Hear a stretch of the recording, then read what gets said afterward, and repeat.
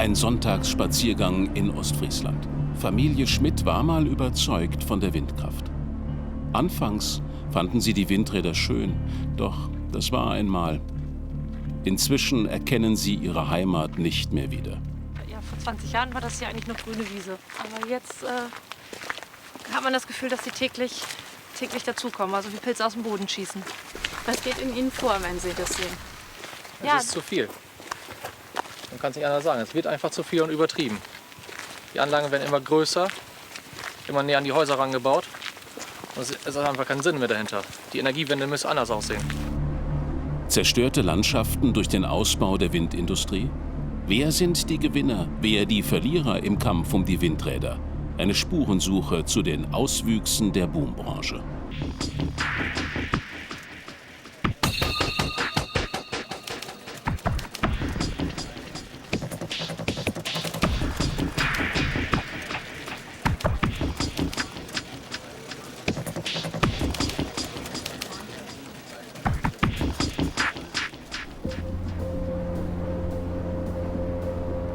Hinter dem Haus von Familie Schmidt sollen jetzt Windräder gebaut werden. Vor 6 Jahren ist die junge Familie hier eingezogen. Hier haben sie ihren Sohn Torben bekommen und erwarten jetzt ihr zweites Kind. Bald droht ihnen ein Ausblick auf Windräder, die höher sind als der Kölner Dom. Ja, die Bagger und Lastwagen fahren heute schon wieder. Hier vorne wird der erste Standort der ersten Windmühle 600 Meter von uns entfernt. Dann geradeaus über dem Baum der nächste Standort, 800 Meter entfernt, 193 Meter hohe Anlagen. Das wird ein ganz anderes Bild nächstes Jahr, wenn wir hier frühstücken, auf jeden Fall. Bedrückende Aussichten für die Familie. Nie hätten sie damit gerechnet, dass die Windkraftanlagen mal so nah an ihr Haus rücken. Also das war eigentlich eine schlimme Nachricht für uns. Und ja, das war auch so ein bisschen eine Mischung aus allem. So ein bisschen Wut, so ein bisschen Verzweiflung. Warum hier und warum noch mehr? Also ich habe schon Angst um unser jetziges Kind und das, was unterwegs ist, dass wir es hier nicht mehr aushalten können. Sie machen sich große Sorgen um die Zukunft, denn sie verstehen nicht, warum hier noch mehr Windkraftanlagen gebaut werden sollen. Im Norden produzieren sie schon mehr Strom, als die Netze aufnehmen können. Es fehlen Speichermöglichkeiten und Leitungen in den Süden. Deswegen müssen die Windräder hier sogar zeitweise abgeschaltet werden. Wenn es für die Energiewende, wenn wirklich Häuser davon, Haushalte davon direkt versorgt werden könnten und man wüsste, okay, das brauchen die Leute, damit die Sachen laufen, die Betriebe laufen können, dann könnte man da vielleicht noch einen Sinn drin sehen. Aber so ist es einfach doppelt schlimm, dass man weiß, die werden gebaut, obwohl sie gar nicht benötigt werden. Nicht nur im Norden, auch im Süden werden immer mehr Windräder gebaut. Wie hier, im bayerischen Dörfchen Rannungen. Auch diese Bürger waren mal für Windkraft. Früher als anderswo haben sie hier Flächen für Windräder ausgewiesen. Es ist noch gar nicht so lange her, da wollten die Bürger sogar selbst Windräder errichten und betreiben. Doch nach Windmessungen kamen sie schnell wieder davon ab. Also das Problem ist einfach, dass die Windhäufigkeit nicht ausreichend ist. Das heißt, es ist zu wenig Wind, um die Windenergieanlagen wirtschaftlich betreiben zu können. Die Stadtwerke Erlangen kümmerte das nicht. Sie haben hier trotzdem 3 Windräder hingestellt. Seit sie stehen, machen die Anlagen Minus. Also für mich ist es ein Irrsinn, Windräder dahin zu stellen, wo einfach der Wind nicht ausreichend ist. Was mich wahnsinnig aufregt, ist, die stehen jetzt 5 Jahre, diese Windräder. Haben sich jetzt in den 5 Jahren jedes Jahr nur miese gebaut. Sprich, der Steuerzahler zahlt jedes Jahr hier Geld so ohne Ende. Und wenn ich so wirtschaften würde wie die Stadtwerke Erlangen, dann hätte ich von meinem Mann einfach mal aufs Hirn gekriegt, auf Deutsch gesagt. So funktioniert es nicht. Millionenverluste für die Erlanger Stadtwerke. Warum haben sie hier überhaupt investiert? Schriftlich verweist man auf Gutachten und es gäbe eine Vorgabe des Stadtrats. Bis 2030 solle die Hälfte des Stroms aus erneuerbaren Energien kommen. Man hoffe auf mehr Wind und auf bessere Zahlen in der Zukunft. Obwohl der Wind selten weht, könnten sogar noch mehr Windräder hinkommen. So sieht es der Regionalplan vor. Also mich regt es auf, wenn ich mir vorstelle, dass jeder, der Strom verbraucht, jeder Stromkunde, letztendlich die Subventionen zahlt, die Projektierer zahlt, die Baufirmen, die hingestellt haben, zahlt, obwohl man im Vorfeld eigentlich hätte wissen können, dass es wirtschaftlich unsinnig ist. 26.000 Windräder gibt es schon in Deutschland. Und es werden immer mehr. Windkraftausbau im Norden, obwohl die Stromtrassen fehlen. Windräder sogar im Süden, obwohl an vielen Standorten zu wenig Wind weht. Die Kosten für die Windkraft explodieren. Trotzdem macht sie nicht einmal 15% des Stromverbrauchs aus.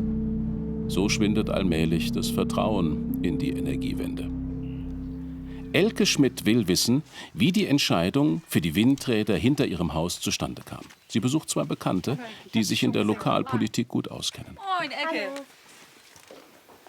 Christiane Böck und Kerstin Harms sind in einer Bürgerinitiative und haben Dutzende Handelsregisterauszüge analysiert. Sie sagen, über den Flächennutzungsplan für die Windräder bei Familie Schmidt hätten Politiker abgestimmt, die womöglich ein Eigeninteresse hatten. Hier sind mehrere Ratsmitglieder, die Geschäftsbeziehungen zu dem Windparkprojektierer haben und die stimmen dann natürlich auch selbstverständlich mit ab. In meinen Augen sind die befangen, das ist total fragwürdig, es ist unsauber, das ist skandalös, das ist eigentlich, es schreit zum Himmel. Man verliert so ein bisschen den Glauben, wenn man das alles sieht und denkt, eigentlich, wir haben unsere Gemeinderatsmitglieder mit gutem Wissen gewählt und gedacht, die vertreten uns nach bestem Wissen und Gewissen. Vertreten die Politiker stattdessen ihre Geschäftsinteressen? Der zuständige Bürgermeister teilt auf Nachfrage mit, jedes Ratsmitglied handle eigenverantwortlich, eine Befangenheit sei für ihn nicht erkennbar gewesen. Genau das ist das Problem, sagt der Kommunalrechtsexperte Professor Michael Frey. Seine Einschätzung: Die Gemeinderäte hätten in diesem Fall nicht mit abstimmen dürfen. Die Regelungen zur Befangenheit seien generell viel zu lax. Es wird unseren Kommunalpolitikern zu leicht gemacht, sich selbst zu bedienen, weil unser Kommunalrecht darauf setzt, dass sich befangene Gemeinderatsmitglieder selbst offenbaren. Die Gemeinderatsmitglieder schweigen, weil sie davon profitieren wollen. Und die anderen schweigen, weil gerade auf dem Land eine Krähe der anderen kein Auge aushackt. Selbstbedienung leicht gemacht? Auch im bayerischen Rannungen gibt es Zufälle, die es eigentlich nicht geben kann. Ursprünglich sollten alle Windräder hier in einer Konzentrationszone stehen. So hatte das der Gemeinderat beschlossen. Aber eines steht jetzt doch ganz woanders, auf dem Gebiet der Nachbargemeinde. Wie kam's? Das dritte Windrad, was so ein bisschen außerhalb versetzt nach hinten von hier aus zu sehen ist, das steht auf dem Grundstück von unserem Herrn Bürgermeister. Und das ist auch außerhalb der Konzentrationszone. Und ist das nicht seltsam? Ich finde es ein bisschen merkwürdig, ja, muss ich ganz ehrlich sagen. Hat der Herr Bürgermeister vielleicht ein wenig nachgeholfen, dass er ein Windrad auf den eigenen Acker bekam, damit er die Pacht einstreichen kann? Er sagt, die Windparkfirma habe das entschieden. Aber Sie haben sich auch nicht dagegen gewehrt, dass auf Ihren Acker ein Windrad kommt? Nee, habe ich ja schon mal gesagt. Ich habe mich nicht gewehrt. Das hat mich ja sogar gefreut. Weil? Habe ich ja gesagt. Ja, eben wegen der Pachteinnahme. Ist ja kein unerheblicher Betrag. Ich meine, für andere ist es vielleicht der Klacks, aber dieses Geld ist für mich schon ein ganz schöner Betrag. Rund 10.000 € Pacht bekommt der Bürgermeister für das Windrad. Jedes Jahr eine hübsche Summe. Er habe sich nichts vorzuwerfen, sagt er. Ein Windrad ist außerhalb der Zone, die der Gemeinderat beschlossen hat und ausgerechnet auf dem Grundstück des Bürgermeisters. Ja. Das hat doch ein Geschmäckler. Wenn Sie so sehen, kann ich es nicht entkräften. Nicht alle Bürger nehmen das so gelassen hin wie der Bürgermeister selbst.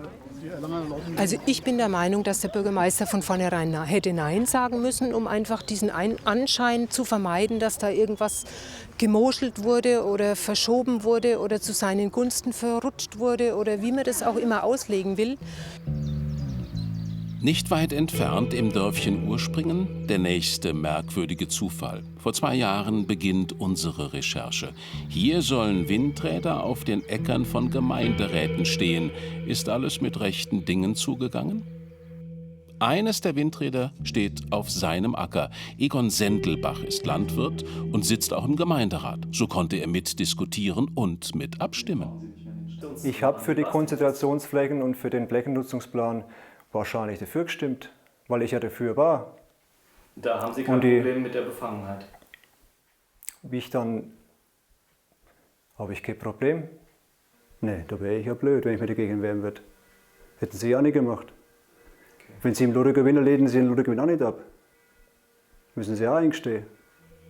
Heute will er sich nicht mehr dazu äußern. Doch unsere Recherche hat Folgen. Das Landratsamt hat die Gemeinde inzwischen aufgefordert, die Beschlüsse zu überprüfen wegen Befangenheit. Doch die stellte sich selbst ein gutes Zeugnis aus und kam zu dem Ergebnis, alles sei rechtens gelaufen. So einfach ist es also. Wie oft profitieren Kommunalpolitiker bei Windkraftprojekten? Wir recherchieren bundesweit und stoßen dabei auf Dutzende aktuelle Verdachtsfälle. Unsere Recherchen legen wir dem Kommunalrechtsexperten Professor Michael Frey vor. Seine Bewertung? Ihre Recherchen zeigen, dass wir ein massives Problem mit der Selbstbedienung bei der Ausweisung von Windkraftflächennutzungsplänen haben. Viele Bürgermeister und Gemeinderäte stimmen über Flächen ab, von denen sie hinterher selbst wirtschaftlich profitieren. Das Ausmaß des Problems ist erschreckend, es zieht sich durch ganz Deutschland. Schmutzige Geschäfte mit sauberer Energie. Wo Windräder hinkommen, bestimmen oft Profitinteressen. Einen Masterplan für den Ausbau gibt es nicht. Von Bundesland zu Bundesland gelten völlig unterschiedliche Regelungen, etwa für den Mindestabstand zur Wohnbebauung. Hier in Ostfriesland gibt es dafür keine generellen Vorgaben. Die Windräder werden schon dicht an die Häuser gebaut, weil die Standorte knapp werden. Familie Schmidt will wissen, wie sich das Leben ändert, so nah an einer Windkraftanlage. Zu Besuch im Nachbarort bei Familie Reschke-Lüken. Sie wohnt schon seit Jahren im Schatten der Windräder. Rund 200 Anlagen stehen direkt hinter ihrem Garten, erzählen sie. Da kann man sich mal so ungefähr vorstellen, was da auf euch zukommt. Eure wird ja noch ein gutes Stück höher. Ja, ja, und keinen Spaß, nein, überhaupt nicht. Wir haben dreimal das ein bisschen größer. Ja. Bis heute haben sie sich nicht an die Windräder gewöhnen können. Familie Reschke-Lüken sagt, es sei kaum zu ertragen. Das Schlimmste ist, wenn man nicht schlafen kann. Das ist das Schlimmste. Also man kann es nicht aushalten. Zum einen, wenn wirklich der Wind so weht, dass wir die ganz laut hören oder diese Brummtöne nachts hören, die Lampen sehen abends. Also es ist zu jeder Tag- und Nachtzeit ist eigentlich irgendwas, was einen beeinträchtigt im alltäglichen Leben.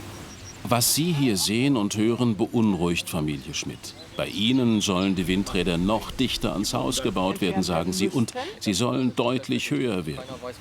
Also das erschreckt mich definitiv, dass das solche Ausmaße hat und so, ja, auch eben, dass einfach keine Rücksicht genommen wird, dass ohne Rücksicht auf Verluste gebaut wird. Ohne Rücksicht auf Menschen und Natur. So läuft das in vielen Regionen. Windräder dicht an den Häusern, Windkraftanlagen sogar mitten in Wäldern und Naturparks. Was ist mit den Umweltschützern? Die müssten diesen Wildwuchs doch kritisch sehen. Wir treffen den ehemaligen Landesvorsitzenden des BUND von Rheinland-Pfalz, Harry Neumann. Inzwischen ist er ausgetreten. Er erhebt schwere Vorwürfe gegen seinen einstigen Verband. Der BUND hat ganz einfach seine Wurzeln verraten. Die Wurzeln sind originärer Naturschutz, Landschaftsschutz, Artenschutz, Menschenschutz. Alles das verfolgt er nicht mehr im ausreichenden Maße. Er ist nicht mehr unabhängig. Er ist verbandelt, verquickt, vernetzt mit der Windindustrie, mit Lobbyisten. Der BUND als Gehilfe der Windindustrie? Wie kommt er zu dieser Einschätzung? Es geht um diese Windräder in Fürfeld bei Bad Kreuznach und um Stefan Schlitz. Der Landwirt und Winzer hat seinen Bauernhof nahe an den Feldern. Er kennt die Tierwelt hier wie nur wenige andere. Er sagt, die Windkraftanlagen schaden der Natur. Durch den Betrieb des Windparks werden Artenschutzinteressen verletzt. Wir haben einen Vogelzugkorridor, wir haben Lebensräume von Wespenbussard und Rotmilan und wir haben vielfach Arten von Fledermäusen, die hier leben und die halt durch den Betrieb der Windräder gefährdet sind. Stefan Schlitz ist Mitglied im BUND. Er war fest davon überzeugt, dass sein Naturschutzverein alles unternehmen werde, um diesen Windpark zu verhindern. Ja, wir hatten uns erhofft, dass der BUND das tut, was in seiner Satzung steht, nämlich sich für die Interessen des Artenschutzes einzusetzen. Anfangs lief es auch so. Harry Neumann klagte gegen die Windräder und er erwirkte vor Gericht sogar einen vorläufigen Baustopp. Doch dann bekam er Gegenwind, sagt er. Man habe ihn gedrängt, die Klage nicht weiter zu verfolgen. Da gab es einen ganz massiven Druck, und zwar ganz besonders aus dem BUND selber heraus, vor allem aus dem damaligen Landesvorstand. Das war wahnsinnig massiv. Uns liegen interne Mails vor. Der Tenor, man solle den Windrädern keine Steine in den Weg legen, unter anderem den geschützten Rotmilan nicht thematisieren. Matthias Boller war damals im Vorstand des BUND und zugleich im Regionalvorstand des Windlobbyverbands. Die Justiziarin des BUND sah eine zu große Einflussnahme durch ihn. Matthias, dein Engagement für die Windenergie in allen Ehren, aber wir haben gleichfalls einen naturschutzrechtlichen Auftrag. Ich lehne jegliche Unterdrückung von bekannten Tatsachen und Verschleierung ab. Auch er schaltete sich ein, Erwin Manns, BUND-Mitglied und Büroleiter der damaligen grünen Landesumweltministerin. Er schrieb: Bitte überdenkt eure Haltung. Allerdings eilt es sehr. Beide wollen sich dazu heute nicht äußern. Der BUND verfolgte die Klage nicht weiter. Die Windräder müssen wegen der Vögel und Fledermäuse zwar zeitweise abgeschaltet werden, sie wurden aber gebaut. Gab es einen Deal? Der BUND bestreitet jede Einflussnahme. Wir haben sehr viele Mitglieder, auch die im Bereich Windenergie tätig sind. Das ist so, damit leben wir und wir haben die Verbesserungen erwirkt, die wir uns gewünscht haben. Die sind also vollumfänglich umgesetzt worden für Natur- und Artenschutz.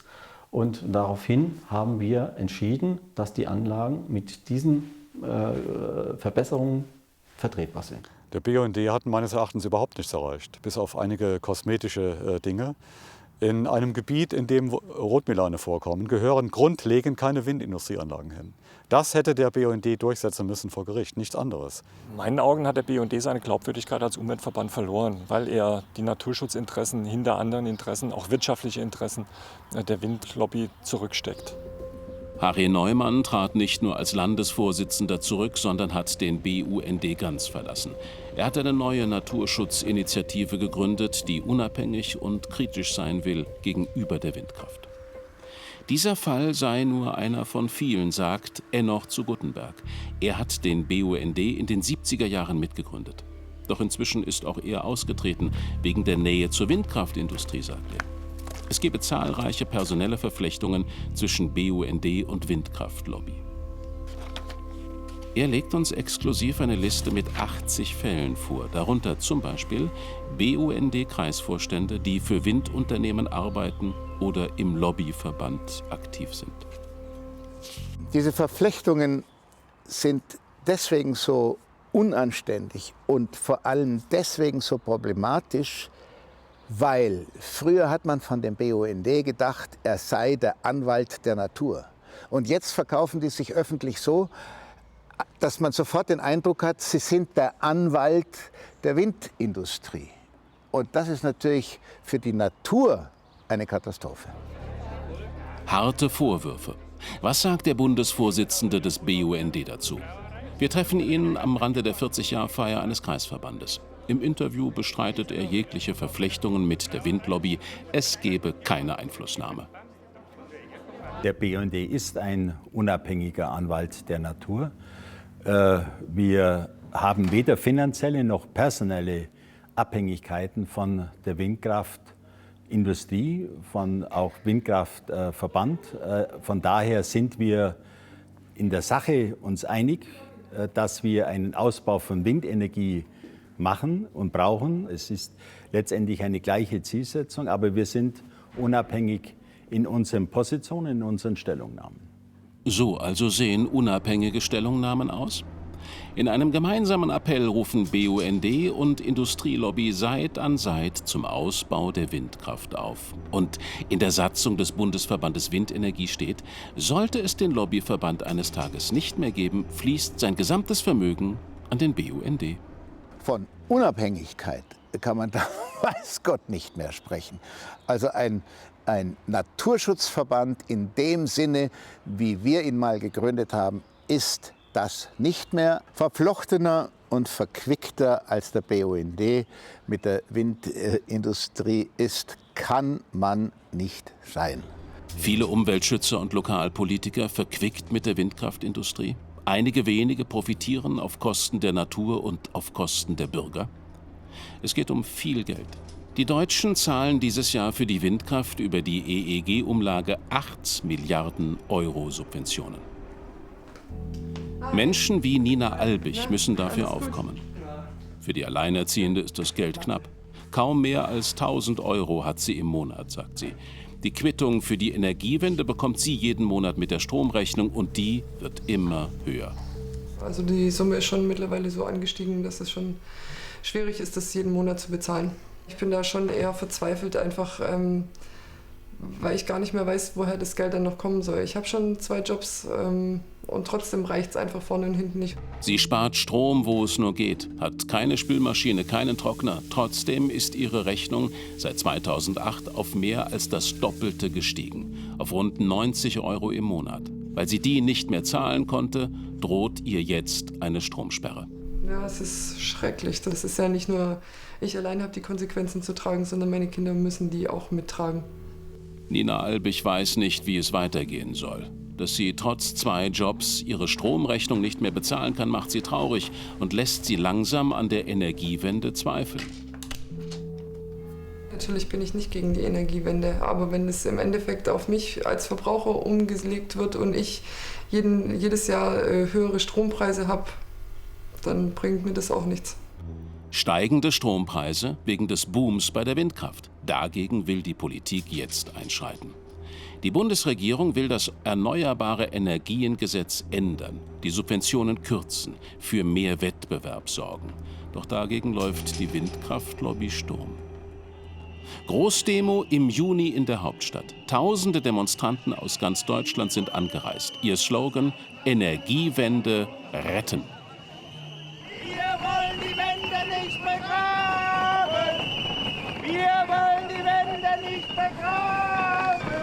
Bei der Kundgebung vor dem Brandenburger Tor gibt der Fraktionsvorsitzende der Grünen den Einpeitscher. Ja, verdammt nochmal, irgendwer muss die Energiewende vorantreiben. Denn wir stellen doch die Windkraftanlagen nicht aus, weil wir sie schön finden, sondern wir stellen die Windkraftanlagen auf, weil wir sie brauchen, um unsere Lebensgrundlagen zu retten, um diesen Planeten zu retten, für uns und unsere Kindeskinder. Den Planeten retten, die Energiewende retten, das klingt gut. Sind hier nur Idealisten unterwegs, denen das Klima am Herzen liegt? Das wollen wir von den Demonstranten selbst wissen. Warum sind Sie heute hier? Was ist das Ziel? Na, wir wollen natürlich unsere Arbeitsplätze erhalten, was keine Frage ist. Und natürlich, dass die Subventionen ausgebaut werden. Ganz einfach. Wir arbeiten bei Vestas, einem großen Hersteller von Windkraftanlagen. Selbst unser Betriebsleiter sind heute alle hier. Enercon Aurich hat alle mobil gemacht, dass wir hier heute alle hierher kommen. Ist das heute ein unbezahlter Tag für Sie oder wie ist das? Wir kriegen das von unserer Firma bezahlt, weil es ein regulärer Arbeitstag ist. Unser Chef hat im Grunde genommen gesagt, ihr könnt ja gerne herfahren, Zugfahrkarte, alles bezahlt. Urlaubstag brauchte ich nicht nehmen, weil wir kriegen das alles bezahlt und die haben uns alle gefragt, ob wir auch mitkommen möchten. Wie viele sind denn heute hier von Ihrer Firma? Also ich weiß, von unserem Standort Magdeburg sind wir mit 27 Bussen hergefahren. Wir kämpfen dafür, dass die Subventionen unbegrenzt fließen. Also Sie kämpfen heute auch hier dafür, dass es mehr Subventionen gibt? Genau, das machen wir alle jetzt hier. Bezahlte Demonstranten. Ganze Busladungen von Mitarbeitern haben die großen Windkraftkonzerne hierher transportiert. Verpflegung inklusive. Die Windkraftlobby hat nichts dem Zufall überlassen. Die Industrie zeigt ihre Stärke. Und das auch hier, mit freundlicher Unterstützung des BUND. Kohle und Atom! Raus aus unserem Strom! Ich bin Ann-Kathrin Schneider vom BUND. Wir sind hier und ich bin enorm stolz, euch alle hier zu sehen. Noch ist es nicht gegessen hier. Der Bundestag muss dieser EEG-Novelle noch zustimmen. Wir haben noch eine Chance, es zu gewinnen. Monatelang hat die Windlobby diese Kampagne gegen die Gesetzesreform aufwendig vorbereitet. Im Internet gibt es sogar ein eigenes Aktionskit für die Demo. Besonderer Service, fertige Plakate zum Herunterladen und Ausdrucken. Die Windkraftlobby macht Druck. Will sie Einfluss nehmen auf das Gesetz? Fragen an die Cheflobbyisten des Windverbandes. Hoffen Sie da noch Änderungen am Gesetzentwurf bewirken zu können? Natürlich haben wir Hoffnung darauf und wir sind auch großer Vorfreude, dass diese Änderungen kommen werden. Wir nehmen Einfluss, wir haben Erfolge, aber wir haben sicherlich auch Niederlage. Wir haben bei weitem nicht alles erreicht, was wir uns wünschen. Offene Wünsche, die sie noch erfüllen sollen. Die Abgeordneten dieses Bundestagsausschusses sind federführend bei Energie- und Wirtschaftsfragen. Mitglieder der Regierungskoalition geben jetzt erstmals exklusive Einblicke in die Methoden der Lobby. Der SPD-Abgeordnete Markus Held offenbart, die Windlobby mache nicht einmal davor Halt, die Parteichefs in seinem Wahlkreis gegen ihn in Stellung zu bringen.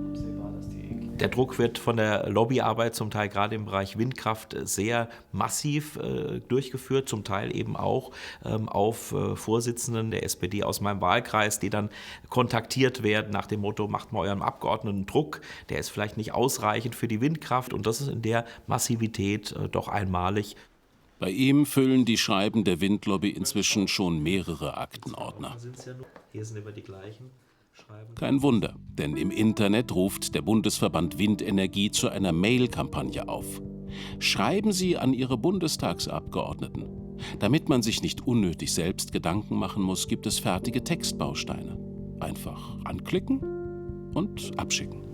Auch der Unionsfraktionsvize Michael Fuchs und der energiepolitische Sprecher der Union Joachim Pfeiffer haben solche Mails bekommen. Um die Energiewende gehe es der Lobby dabei nicht. Der Ausbau der Erneuerbaren liegt weit über Plan, insbesondere beim Wind. Und es gehört schon eine gehörige Portion Dreistheit auf der einen Seite, aber auch besonders geschickt dazu, dann der Öffentlichkeit zu vermitteln, als würde hier die Energiewende gestoppt werden. Hier geht es um massive wirtschaftliche Interessen. Ganz massive wirtschaftliche Interessen. Ich habe es nie bei einer anderen Lobby so erlebt, dass so brutal vorgegangen wurde, dass so massiv auf die Abgeordneten eingeredet wurde, um persönliche Interessen umzusetzen. Vor wenigen Wochen. Der Bundestag beschließt die Änderung des Erneuerbare-Energien-Gesetzes. Hat sich die Lobby beim Gesetzestext durchgesetzt? Exklusiv liegen uns interne Papiere vor. Sie zeigen, der Entwurf wurde im Laufe des Gesetzgebungsverfahrens gleich an mehreren Stellen verändert. Der Ausbau der Windkraft an Land wird plötzlich wieder nach oben geschraubt. Statt wie geplant um 7,5% wird die Vergütung für Windstrom nur noch um 5% gekürzt. Der Stichtag dafür wird mehrmals nach hinten verschoben. Am Ende soll die volle Kürzung sogar erst im August greifen. Man kann das so sagen, dass der Gesetzentwurf abgeschwächt wurde. Die Lobby hat mit Sicherheit bewirkt, dass die Windkraftenergie stärker ausgebaut wird, als wir Parlamentarier es ursprünglich vorhatten. Schwache Politik, mächtige Windlobby. So werden Windkraftanlagen selbst dort subventioniert, wo sie niemandem nutzen. Landschaften werden zerstört. Der Wildwuchs der Windräder geht weiter. Das ist das, was einen so frustriert, dass das eigentlich jetzt dieser ganze Bauwahnsinn, der hier betrieben wird, für die Katz ist, mehr oder weniger. Und dass man eigentlich sehen kann, was die Subventionspolitik hier angerichtet hat. Einige wenige machen satte Gewinne auf Kosten der Bürger und der Natur. Die Politik setzt weiter falsche Anreize beim Windkraftausbau und gefährdet so die Akzeptanz der Energiewende.